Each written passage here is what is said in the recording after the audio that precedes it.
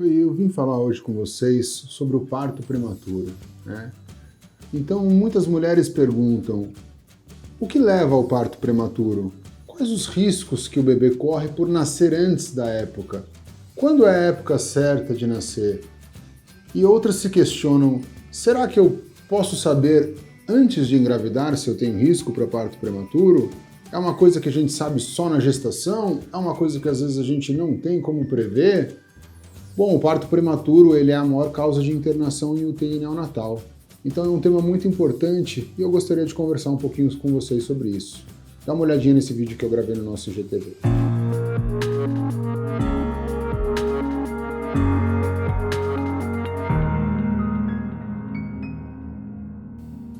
Olá! Então eu vim hoje falar um pouquinho com vocês sobre o parto prematuro, o trabalho de parto prematuro, né?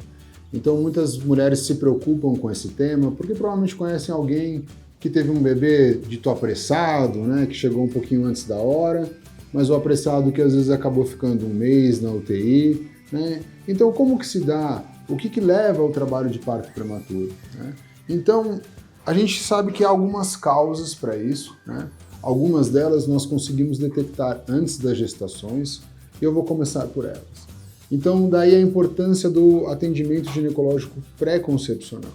Existem algumas mulheres que podem ter malformações uterinas, né, um útero bicorno, um útero septado, mulheres que sofreram uma cirurgia de colo anterior, têm um colo mais curto. Então, essas mulheres, sabidamente, têm um fator de risco para prematuridade, né, o fator uterino, é uma coisa que formou-se assim, né? Já durante a gestação, nós sabemos que algumas mulheres vão ter maior risco de parto prematuro. Aquelas com gestações múltiplas, né? Mais de um bebê, quanto mais bebês, maior o risco de prematuridade. Mulheres que, porventura, apresentam um colo curto, também têm um maior risco de prematuridade. Então, essas são aquelas que a gente consegue, algumas detectar antes da gestação, outras durante, e há algumas formas de reduzir esses riscos de prematuridade, né? Porém, há aquelas causas que nós não conseguimos detectar, que são a bolsa rota, né, a coriamnioniite. Fatores infecciosos são os principais fatores para trabalho de parto prematuro. E a gestante, por estar em estado de imunossupressão, ela é um paciente com potencial risco para a infecção. Então, essas mulheres a gente não consegue prever antes, não consegue nem antes nem durante a gestação. Infelizmente, às vezes isso ocorre, tá? E como que a gente faz? Como que é conduzido o trabalho de parto prematuro? Bom, a princípio, a definição que é importante, qualquer parto antes de 37 semanas de gestação é considerado um parto prematuro, né?